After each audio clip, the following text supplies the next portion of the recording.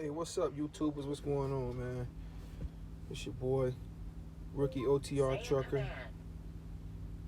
As y'all can see, that's my trucker GPS talking to me. I'm gonna hit and turn that volume down. Anyhow, I'm here in Marshalltown, Iowa, stuck at my shipper. Was supposed to pick up at 2 o'clock a.m. It's now 11 o'clock, so they're late. I had to call my company and let them know that I was going to be late delivering the load. If they were on time, if the shipper was on time, I would have time to make it to my delivery. But you're going to always have setbacks like this. So my target audience, rookie truckers, beginning truck drivers, your first few months or year, even longer than that, a year and a half out on the road, be prepared for some bumps in the road. They're going to always be delays. Things are not going to go as planned. One thing I've come to know is whatever you plan on happening, it most likely won't happen that way. You got to account for traffic jams.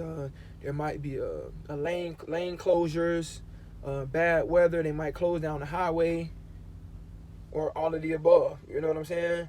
Might get pulled over at the weigh station, and like for example, my first trip, not my first trip, but shortly thereafter, I was coming through Missouri, and I had got pulled over at the weigh station. I didn't know how to properly go through the weigh station, so had I known what I was doing, I probably would have just skated right through. But I kept pulling on and off the scale, on and off the scale, on and off the scale. And the guy, he was like, "What are you doing? You don't know the procedure of a weigh station?" And I was like, "No, I'm in the truck by myself. This is my first time out. I don't have a trainer. Nobody showed me what to do. Besides YouTube videos, I don't know anything." So he walked me through it, made me go over the scale. And long story short, I was 1,000 pounds overweight on my drive tires, on my drive axle. Then he pulled me over and gave me an inspection, and fortunately I passed the inspection. However, he gave me a citation, not a ticket but a citation. This was in Missouri, and he said he had to because I was over 1,000 pounds on my drive tires. My gross weight was not over 80,000 pounds. You're allowed to be 80,000 pounds and less, 80,000 pounds and lighter, but anything over that, you're gonna get a ticket. But he gave me a citation because I was overweight by 1,000 pounds on my drive axles. And he basically gave me a warning, but fortunately it's something that the company will cover because I had a paper trail. Luckily I had a paper trail. I had just came from fueling up at a pilot, and I had my scale ticket and a receipt showing that my weight was in compliance with DOT standards. You know what I'm saying? Under 12,000 pounds on the steers, 34,000 and lighter on the drives, and 34,000 lighter on the trailer tandem. So I had a paper trail showing him, hey, look, this is where I just came from. This is what the scale said my weight was. Bum, bum, bum. So he couldn't really argue with the black and white, but he had to do his job as well. So if you're watching these videos, you're gonna be watching my channel. I'm just gonna be giving it to you blood raw, cutthroat. You know what I'm saying? In its purest form. And I'm just doing it for the people that need help just as bad as I do, or as bad as I did when I first started. So and y'all buckle on y'all seatbelts, man. Y'all buckle on y'all seatbelts. You know what I'm saying? And I'm about to take y'all for a ride, man. I'm take y'all for a ride. I can record these videos. I don't know where to start. I really don't. I'm new to this vlogging. Y'all comment, let me know what kind of videos y'all want to see, what kind of content y'all interested in me uploading. Like, share, subscribe, comment. And I'm just doing it for y'all, for the people, man. I'm just doing it for you guys. Y'all give me some feedback. Let me know what's going on, man. Rookie OTR trucker. And while I'm at it, I guess I'll just give you guys a brief tour of my truck. So here it is. Y'all excuse the mess on the top bunk, but I don't use that top bunk, so I just utilize it as like a storage for my clothes and stuff like that. So before I give y'all a tour, let me okay, so here is my paperwork compartment. Here's another compartment just like it, but it's empty. I don't have anything in it. Here's where I keep all my trip information. You know, all my receipts, my scale tickets, my BOLs, bills of lading, trip sheets. This is how you get paid. Without this, you don't get paid. You'll be driving thousands of miles for free. And this is all my other, you know, previous trip information. You know what I'm saying? You got to stay organized, man. If you're serious about your craft, if you're serious, you'll be you'll do just fine. You know, and I got them all in chronological order. You know, the oldest at the bottom, the newest at the top. You know, so for you guys that use the TransFlow, it's basically like how you communicate with your company and send them your paperwork. I don't use the app. Me personally, I like to go inside of the truck stop and use the fax machine. And I always keep my TransFlow receipt and staple it to the trip sheet, you know? Trip sheet on the front with the bubble. Bills of lading. Piece of paper with all the receipts on it. And you can't go wrong like that. Sometimes you'll send in your TransFlow and then your company will send you a message on your Qualcomm or whatever the trucking GPS system you have. You got a Qualcomm, Garmin, and Rand McNally. So your trucking company might send you a message saying, hey, we didn't get your paperwork. Please resend it or send in this confirmation number. So just be on top of your game, guys. You know, I'm about to get back to this tour of my truck. I'm sorry. Y'all forgive me. This is only my second video.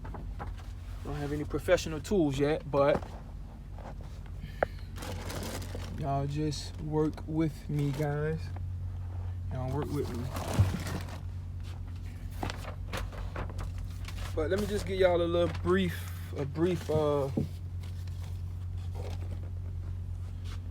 history about myself. I'm 29 years old. I'm from Fort Lauderdale, Florida. You know, the bottom of the mount, Broward County 954, home of Kodak Black. Free little yak, man. Anyway, I've only been driving for about 2 months. Right now it's mid-March. I've been driving since mid-January. So yeah, about 60 days. And I'm out here by myself. No trainer, no nothing. You know, most companies send you out with a trainer. I'm by myself. So I've encountered a lot of problems. Well, I won't even say problems, but, you know, learning situations. You know, learning experiences. And, yeah.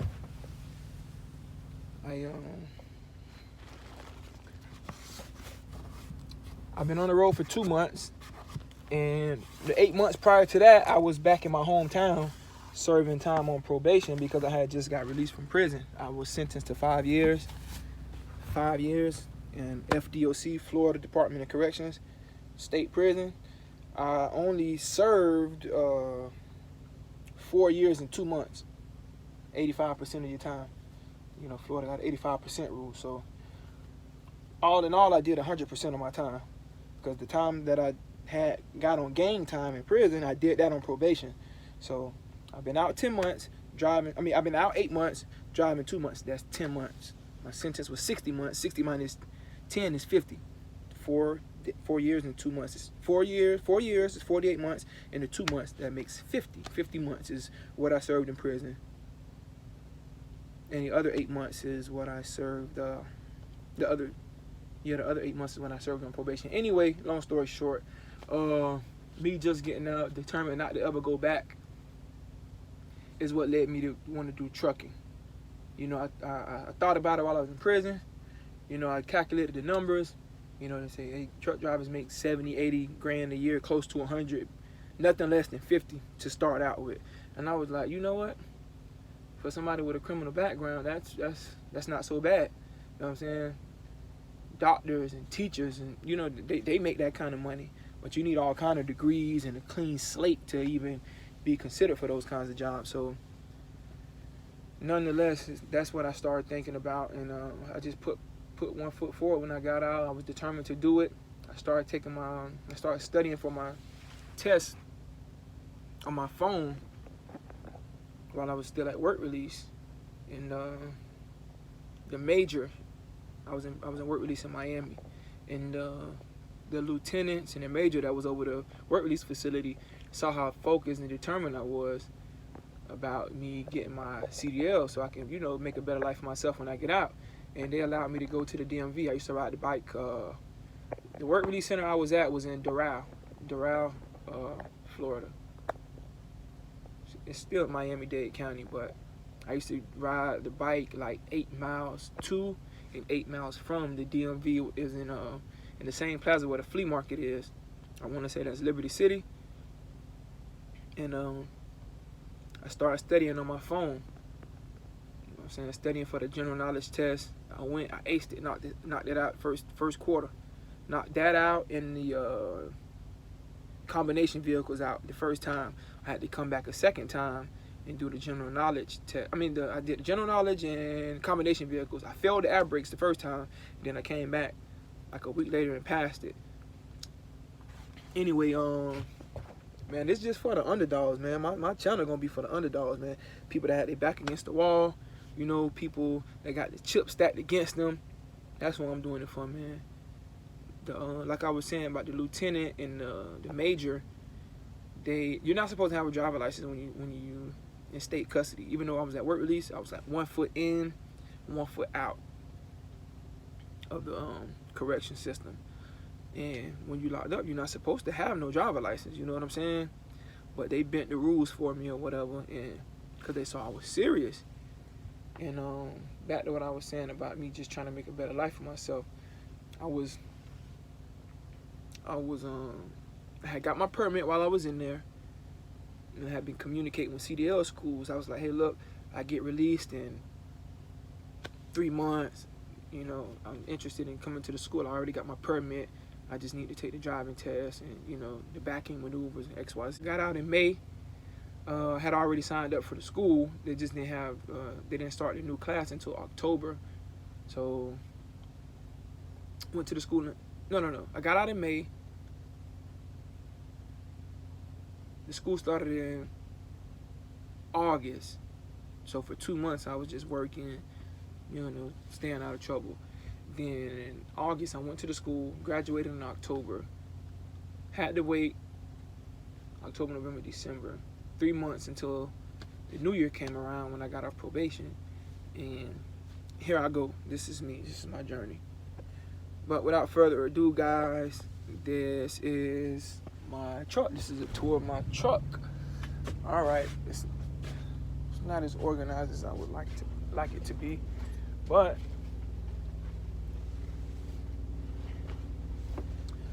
okay, let me start here. Let me see. I got my canned goods. I got my oatmeal. I got fruit pre-sliced, so when I'm ready to eat, when I'm driving, I could just pull over real quick, munch on that. Got to have that fruit, guys. Fruit and vegetables, you got to have it. Oatmeal, high in fiber, got to have that. You know, I just got plain oatmeal, no flavor oatmeal. I keep a lot of this stuff. It's gonna fill you up. You know, these are only $1 at your local grocery store. Bunch of canned goods. Excuse me, I got a bunch of canned goods, y'all. So, beans, a lot of canned greens. I got a lot of these green beans, sweet peas, artichoke hearts, toilet paper, even though I probably never really need it. Use the bathroom at truck stops, or if you go to the warehouse, they always have a restroom. You can use their stuff and save your own. But got my food items on the top shelf, and in that little compartment over there. Here on the bottom shelf, I have my hygiene. So you must keep this, especially in the wake of this coronavirus stuff. But I always make sure I keep my hygiene stocked up even before that. Take me one of these a day. There's about 100 tablets in here, only for $6. You can't beat that. Now, excuse my chapped lips. I haven't put on any chapstick yet, but yes, I do have some. A lot of it. A lot of hygiene. You know, I'm not going to sit up here and go through every item, but I got, you know, all of it. Just in case you, you know, get sick or something. Gotta keep a lot of this stuff, man. You know, body wash, and, you know, things of that nature. Soap dish. When you go into those truck stops, you're not going to sit your soap on those soap racks and stuff like that. You know, toothbrush holder.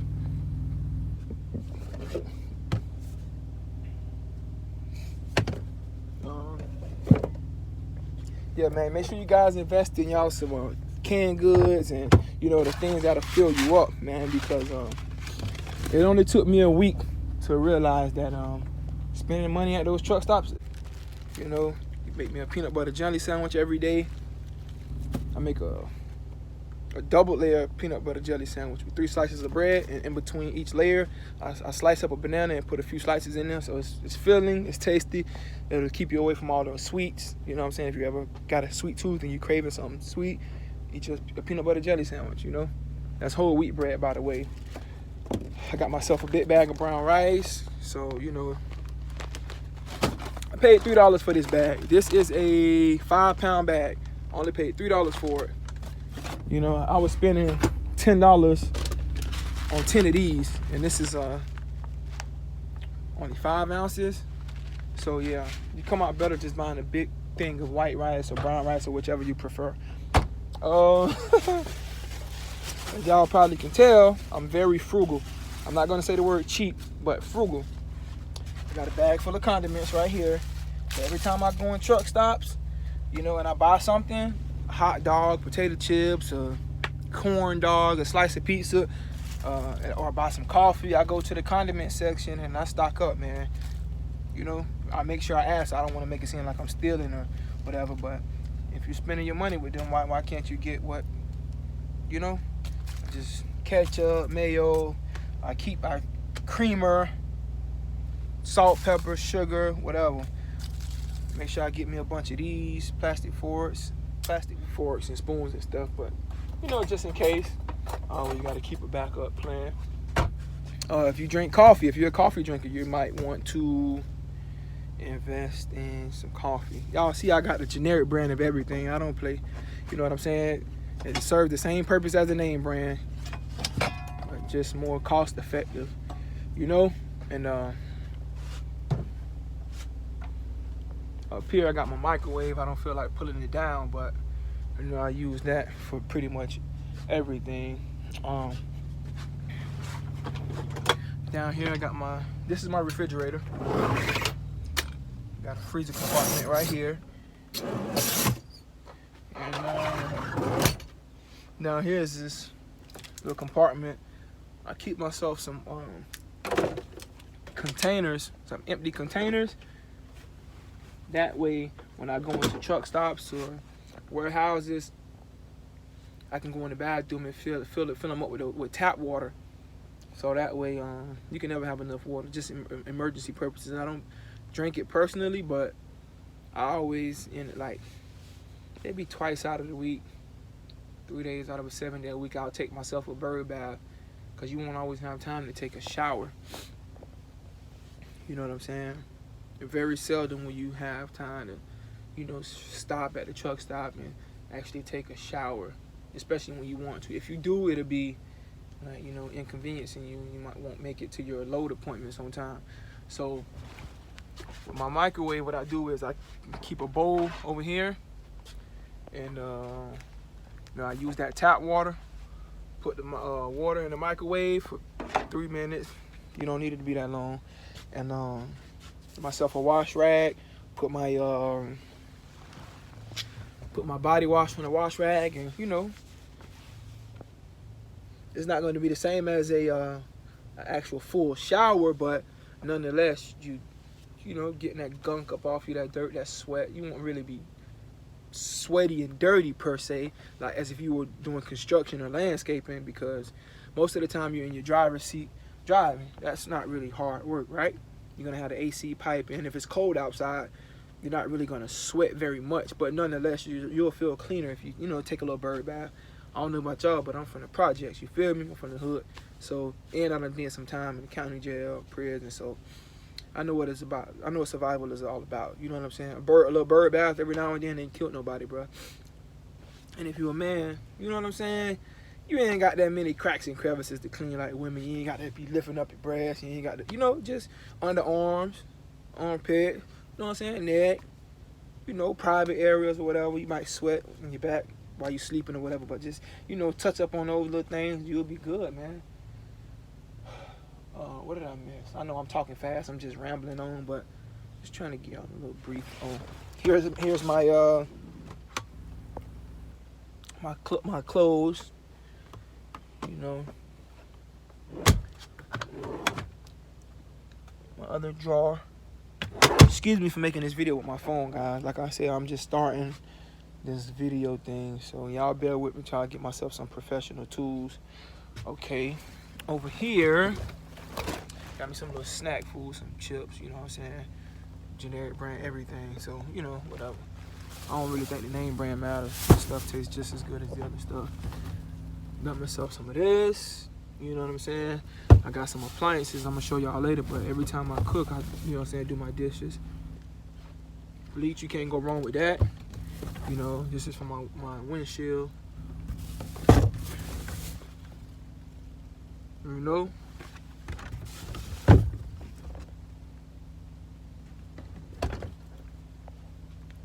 All-purpose cleaner. I got quite a few of those. You know what I'm saying? So that way I can spray down all of my surfaces every day that I touch.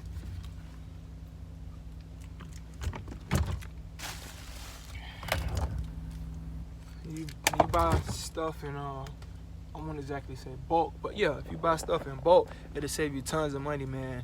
So every time you get thirsty, you don't have to run in these expensive truck stops and spend $3 on a 20-ounce bottle of soda, you know? Or $2.50 on a bottle of water. Trust me, y'all guys, y'all will thank me later. But yeah, that's what this is. This is just a concoction of hand soap. I got a bunch of hand soap in here. Hand soap for days, you know? So that's just a concoction of hand soap, water, and bleach. It's probably about 70% water, 15% bleach, 15% hand soap. You know what I'm saying? Every time I get in and out my truck, I wash my hands. I was doing that before this whole coronavirus thing. But, guys, yeah, I like to spray down my my steering wheel, all the surfaces that I touch, you know, all my controls, my gear shift, my buttons, my doorknob, the latches, everything that I touch all throughout the day, I like to clean it. You know what I'm saying? You can never be too sanitary. And that's about it, guys. That's about it. For the inside of my truck, that's about it. What else do I have? Yeah, that's it, guys. If you're going to be going to these truck stops and making purchases, you may as well invest in their reward cards. You know, every time you purchase something, you get a few points. Before you know it, you will have accumulated enough points to get something free. You know, like For example, every 50 gallons you purchase of fuel, they'll give you a free shower. That'll save you tons and tons of money in the long run because showers cost $12. So, and then you still get reward points on top of that. What I used to do is I used to buy coffee every morning with my reward points. But if you do, like I said, and buy your own coffee, this only cost me $3. Okay? A small coffee is $2 alone.